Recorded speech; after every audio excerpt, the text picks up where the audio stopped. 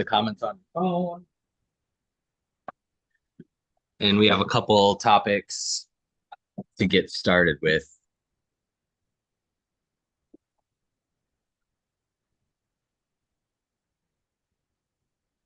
All right, we are live on YouTube. Of course we are. And we have a couple topics to get started with. Can you mute your phone? I just did. Thank you. I'm trying to get the Welcome, everyone. light away. Yeah, you got light behind your head. Yeah. That's okay. I'm an angel. Welcome, everyone, to episode 3 of Pick Our Brains. We are live on YouTube every Monday at 4:30 Central, 5:30 Eastern, 2:30 Pacific, 3:30 Rocky Mountain Time. 1:30 Hawaiian time. Oh, I had no idea. They are I have many people in Hawaii. all of our Hawaii friends. Aloha, welcome. That's all I know. Do you know any other Hawaiian words? Luau, Oahu. Home of the Dole pineapple. Those are grown in Hawaii. Mm-hmm. Wow, I learn something every single day. You know That's that? what you get with Common Ground finds. Trivial Yep. pursuit knowledge. Speaking of pineapple, how's your pineapple tree doing? One pineapple grew from it. I did eat it, and now it takes another 6 or 8 months for it to reproduce one more. But at some point, won't you get like 2 or 3 pineapples once it gets really big? I think so. What happened was an girlfriend at the time, planted it for me, and so even though the relationship has ended, it still blooms pineapples for me. Wow, what a beautiful story. Very there's some kind of good philosophical lesson. Like that is something good that came out of that relationship is now every year or so you're going to get a pineapple from that relationship. I remember it with such fondness and sweetness. All right. Well, we do have, while we're waiting for the chat, anyone have questions, feel free to put them in the chat or just say hi. We have a couple questions from last week. I suppose you don't remember what they are, do you? You're asking me? Yeah, You're yeah. asking me Anyway, to remember? I think I was gonna write them down, but I was a little bit We rushed had this a host afternoon. of great questions last week. We had phenomenal questions. We answered a lot of them, but there were some Yeah, coming into the tail end.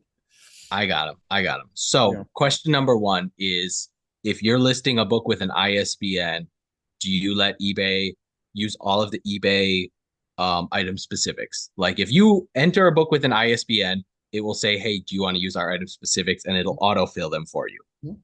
Yeah, I wouldn't mind that at all. I don't mind that. The only thing that I would alter on that entire scenario is making sure your title is somewhat different from everybody else's title. That's one thing you and I always talk about in Paper Gold is standing out with title and standing out with pictures. But yeah, it's okay to steal the item specifics. You don't nothing you want to change there, but that title definitely has to be changed or altered in some way to make it look like all the different than the competition that's selling the same book you have. I would also say you definitely want to double and triple check all of the item specifics Yeah. that they re-enter for you because when I did a lot of DC and Marvel, the omnibus comic books, um, a lot of them were wrong. I liked it because a lot of those had a huge list of illustrators and editors and stuff. So I really liked that they, instead of typing all those in, and I probably wouldn't have typed them all in just because it would have been so time consuming. But even stuff as simple as my copy was a hardcover and they were entering it as a trade paperback. Mhm. So it was off. It wasn't great. So would you say to check everything and then not just take it from another seller, but you have to really look at it? Yeah. Yep. Even if you're Right. selling similar, sometimes the Right. if you're borrowing someone's listing for the same book that you're selling, you still want to check all of them and maybe delete some of them if you don't think are necessary and add others. Right. So that may or may not defeat the purpose of even taking it from someone because people, what they do is when they take it from someone, they're really trying to save time. They're really trying to get to that 10 or 20 books an hour listing. And so that's their sort of cheat code or their hack. But if you and I are saying, hey, You got to look at it. You got to change things or make sure you're probably not saving the time you would with that hack. Well, you want to know, and this kind of is an off branch of this conversation, but a cheat code that can help you is maybe there's first edition It's by Stephen King, and Mhm. there's a couple dozen that sold in the last month. It wouldn't be a horrible idea to try to get like the highest price one to try to get a title that's similar because I Right. think the eBay system is going to register that as, oh, hey, we think this is closest to this titled one. So I Mhm. don't think that's always a bad idea to try to kind of, and I've had people copy my titles word for word and kind of piggyback off of mine selling for 100. So they're hoping the eBay system is going to register theirs as, oh, we think this is worth $100. Yeah, that's another rabbit hole. We're getting into the algorithm No, that's controversy another. Don't even too throw soon. that A word. Don't throw that A word in this conversation. If anyone in the chat has any questions about algorithm, me and Mm. Max Yeah, do have not. some, Do yeah, that not. could be a 5 hour thing. And I don't, every eBay seller you ask is going to have a different opinion. Yeah. Just like that whole end and sell similar bull, you know what? Yeah, yeah, relisting, selling similar. But they did talk about the benefit of ending it and selling similars. It's going to show off as if people are searching by newly listed, that's going to pop up on the Mhm. highest. So Right. it's maybe not a complete waste of time to end and sell similar. Would you want to do it for 5,000 items? No, but some sellers swear by it. They will like consistently go through their items and end 20 or end Right. 5% or whatever. Right. And if they get three sales, they're excited. But when you really look at the dollar amount of three sales on ending sell similar of how much it takes you, I would rather list three new books or whatever you're listing. I would rather just list something new. I mean, Grayson, I sold the book yesterday that I had listed in 2020, and that book sold for $75. So wow. having it up on the shelf for 4 years, it still paid off for me. Well, we should bring up quickly that you are doing a 30% off sale in your store. Currently a 30% off sale on books that are 750 days or older in my store. Yeah, so we're going to check in next week and see how that is doing because you will know which of those books based on your pricing system which Mhm, were part of your sale. My thought is okay, so if you have a book listed for 100 and it's 30% off, it's down to 70. mhm. Now you're not going to be much more flexible off that $70 price, right? No, but I'll be flexible enough to even if someone wants to go down the 60 for me, I'm Yeah. still going Yep. again, a lot of this, boy, this is a deep diver too. A lot of this is all about how you did on the deal that got you that book. Are Yeah. you already in the profit from that deal 3 years ago? If you're already in the profit and maybe you're thousands of dollars in the profit, then why wouldn't you take $60 for a book that you're already in the profit on? Maybe, even if someone sold the book for 85 and you're getting offered 60, just take it and move on and keep clearing out the rest of that inventory. So much of what we talk about also depends on how you buy, which is the most important part. And then also, it maybe if it's a more expensive book, you'll have to go check if you get an Mhm. offer that you're kind of halfway considering. And if yours is 100 already $100 under the next highest priced one, you might think twice about accepting that. But Right. if you go and check your comps and you find, oh, hey, there's one listed for $50 less, I better take that off. Mhm. So I Yeah. mean, there's a lot of different factors that go into that. Yeah. Welcome, Grayson. We see you in the chat. Grayson's hair. I love it.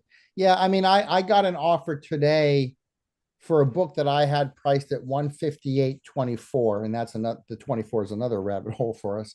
But somebody offered me 100 for it, and at 158, I was already the lowest. Okay. But again, I'm already in the profit on that deal. This is the Arkansas book deal. Hmm. So anytime someone's going to give me $100 bill for a book that I'm already in the profit on a deal, I'm going to probably take that 99.9% of the time. Yeah. It would be a very rare 0.1% that I would not take it. Hmm. Grayson was the one. He's here in the chat with us. He was the one that asked the end of the show last week about whether us having a big following, having thousands of followers on eBay and different social medias helps you sell your books versus a new seller. Yeah, I remember that. Tisk, tisk, And me, tisk. yeah, me and Max have very interesting, and I follow tons. I'm getting emails through eBay for certain keyword searches for, so Bibles is one of the things I follow a lot. I buy and sell a lot on eBay. And I will tell you, Grayson, that if you have a good Bible and you start it at a reasonable price as an eBay auction, it still has potential to get hundreds of views and tons of watchers and sell for crazy prices. There's so many people that I'm buying Bibles from that maybe they're just a miscellaneous seller. They sell a little bit of everything. They're not an established bookseller, and they can get two, three, $400 for a Bible just like I can. What do you think, Max? I just don't think that despite our mild popularity, I'll say, that that helps sell books. Hmm. Um, I think it allows us to get our inventory out there, but more than social media, more than anything on Instagram, more than anything on Whatnot, more than anything on YouTube, I believe I have close to 5 to 6,000 followers on eBay. Hmm. That's not social media. That's just people who have bought books from me or following me for whatever reason. And so when I do a sale or a promotion like the one we just talked about, and that reaches out to 5,000 people, that's 1 million times better than anything that you and I could do on social media to attract attention on our book. Now, I love what you do, Ken. I mean, you're doing videos almost every day. You're opening boxes that you're purchasing and showing these things on video. And so I think that you built up an audience because of that. But in the end, when you finally list a book you've pulled from a box, anybody from eBay is able to buy that from you. And the Yeah. advantage you have, though, which I know about just behind the scenes of being your friend and fellow bookseller, is sometimes people on the YouTube or the Instagram will reach out to you and say, "Hey, is that book for sale?" And you may not have even listed it yet. So Yeah. that's the advantage I would say for you on your social media. But I wouldn't want to color Grayson's judgment by saying you have to have that to sell books.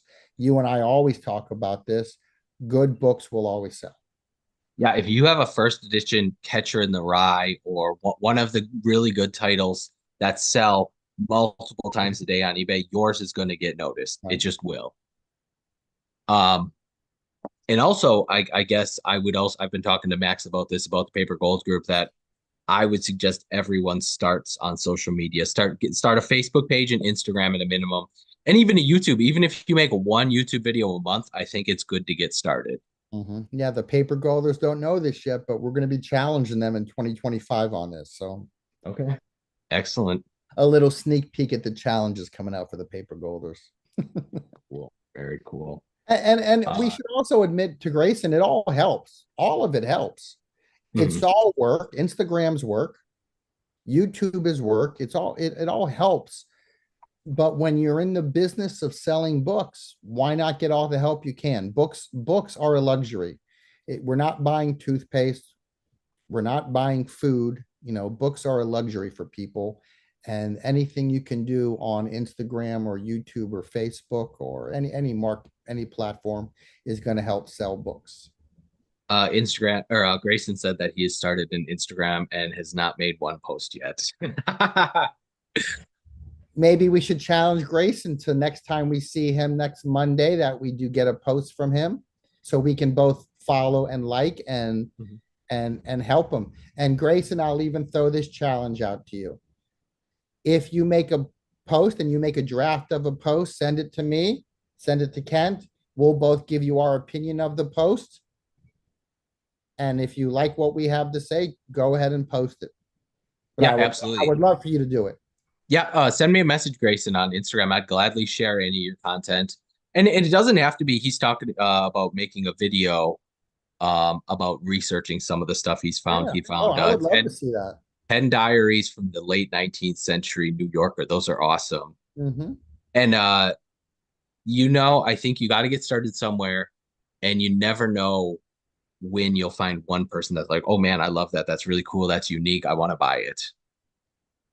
And you and I can talk well about this. We always get wonderful messages from people who buy our books.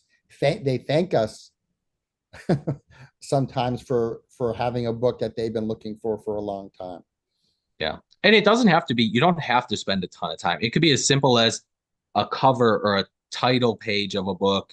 Like I like posting a cover of a book and then the title page and maybe some of the illustrations, or you could just show off some of the artwork in a book. Yeah, artwork and illustrations are an amazing thing. People just collect the artwork or the illustrators, especially the illustrators, and that's something Ken and I talk about quite frequently. Actually, is illustrators of certain fine binding books and things like that nature. And I guess I look at it as yes, I've spent I don't know how many hundreds or thousands of hours growing my YouTube and Instagram.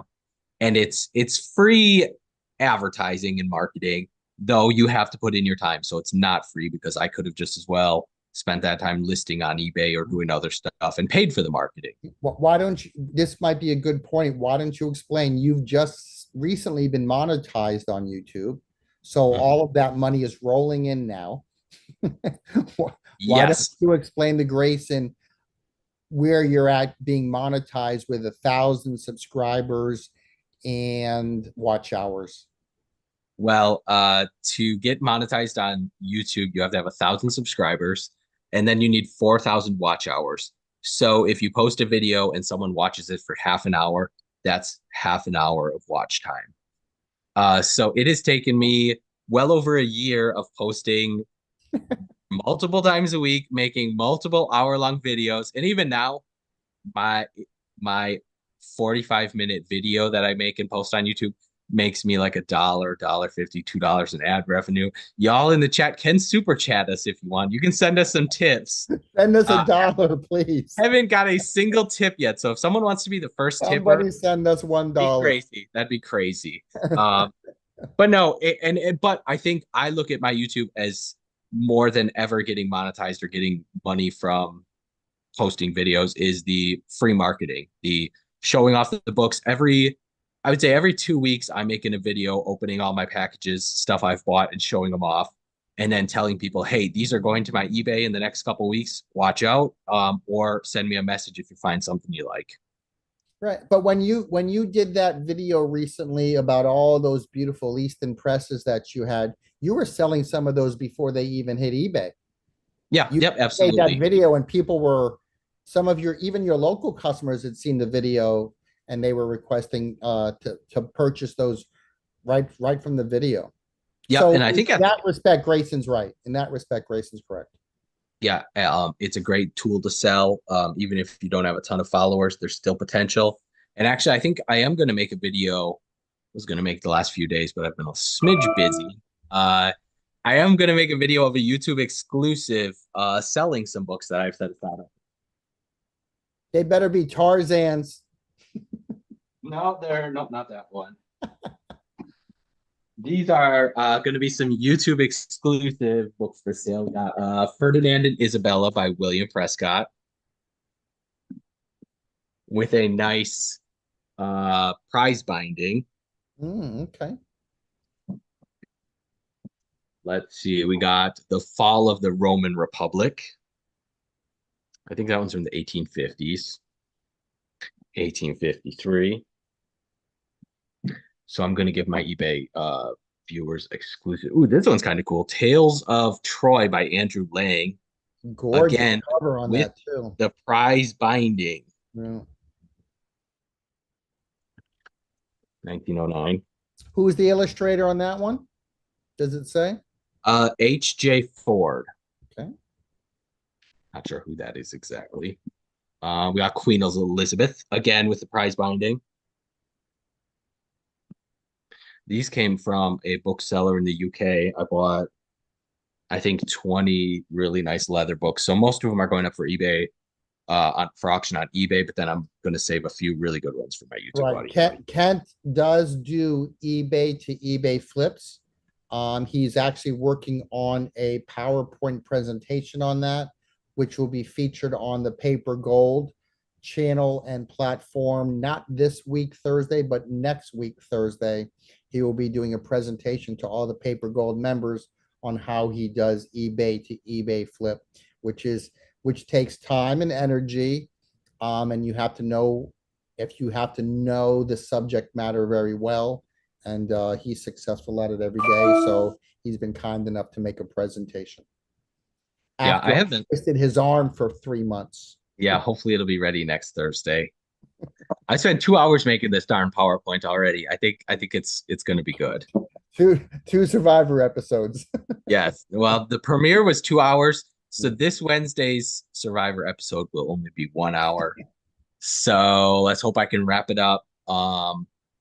And yeah, I'm basically just going to show like, hey, I bought this box lot or I bought this partial set of books, Mhm. and this is what I sold them for. And sometimes, like, I've never really spent too much time thinking about, okay, this is how much I spent this much on inventory. This is how much I've sold. This is my profit after eBay sales. So it is really eye-opening to look at, okay, this box of books, I bought 15 books, 3 of them were eBayable, Right. some were junk, and a couple go into the store for cheap. Mhm.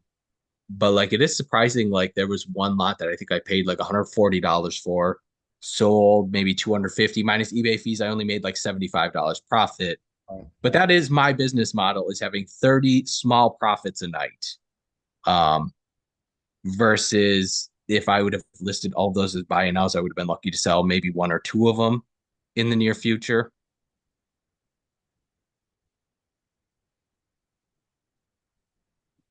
I keep looking at my phone to see who else is popping up. Just Grayson so far. Just Our number Grayson, one, just our Grayson. number one fan.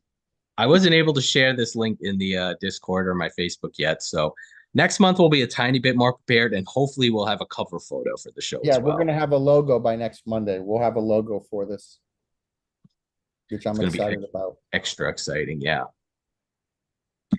Did it rain today in Florida? It did not. It's been brutally hot. I was up 5:30 this morning, rucking, believe it or not, in the dark. And as soon as daylight hit, it's been warm all day. And I am heading to the movies soon enough. And so I'm going to go enjoy the end of my night go by watching going to the movies.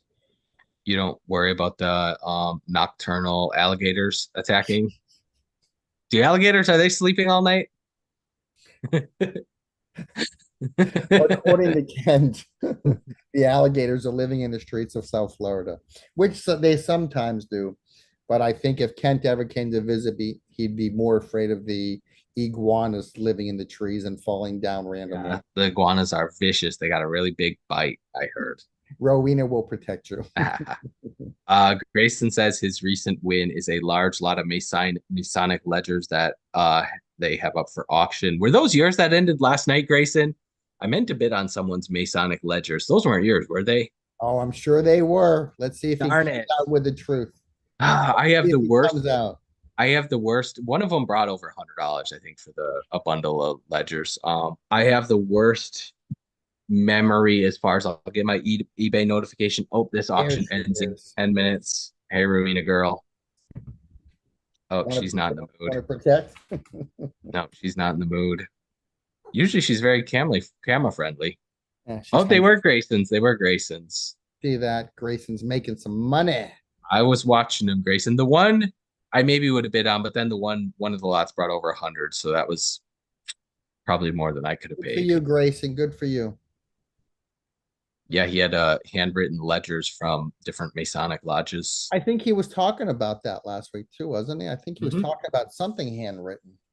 Oh, he said the next one is epic. Okay, Grayson, I'm gonna have to check them out. See if I can find the ones that ended. Track you down. See what your current auctions are. He's gonna find you, Grayson. Watch out. You're in trouble. No, I think I had them saved. The Masonic ledgers, so I can find them. We'll see. What about you, Max? Are you ever buying anything on eBay? To read. I mean, I just bought a book. I bought a book for $5.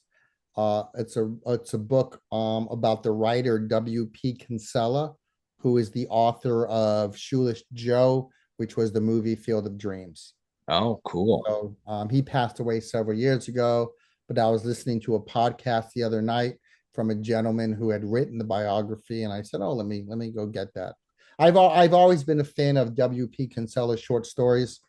He was also a very gifted short story writer before the novels exploded on the scene.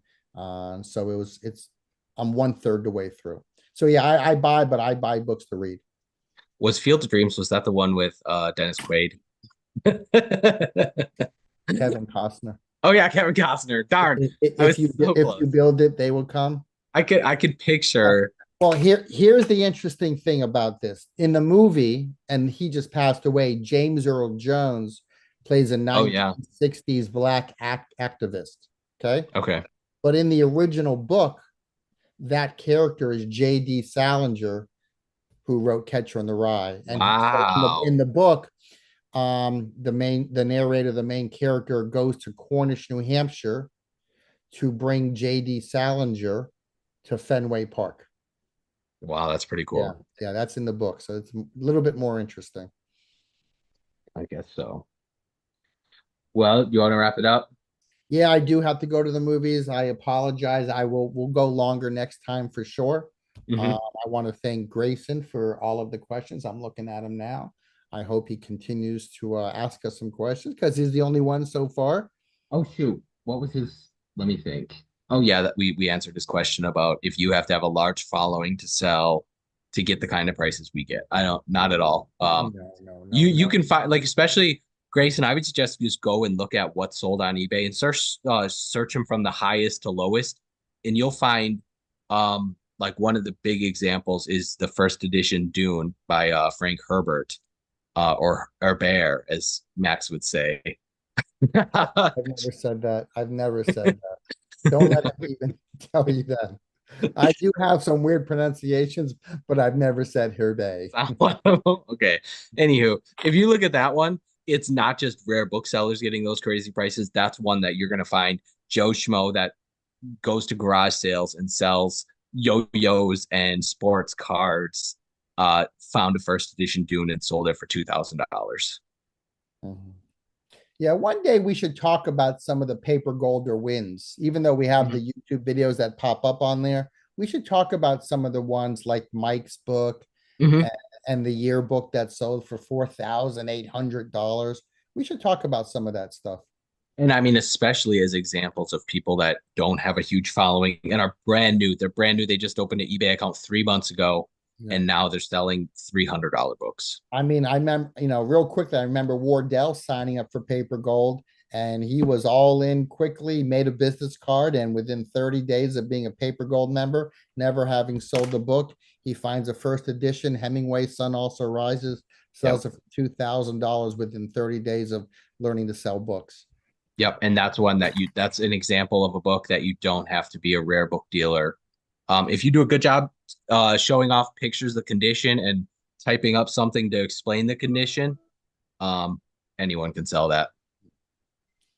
All right, I got to run. Thank you, Kent. Again, we'll have a logo for next week. I love doing this, you know that. Thank